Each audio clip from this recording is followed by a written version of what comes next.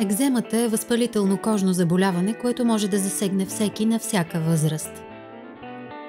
Проявява се като зачервени зони, които причиняват силен сърбеж. Кожата е изключително суха и напукана. Могат да се появят червени петна и люспи. Най-разпространените видове екзема са атопичен и контактен дерматит. В 70% от случаите атопичният дерматит се проявява преди 6-я месец от раждането и засяга първо бузите и челото.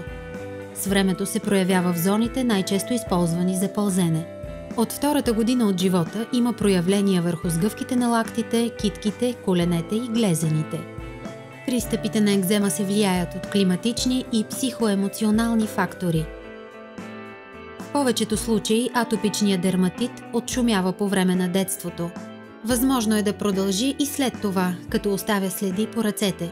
Кожата е много суха, груба и със сърбеж.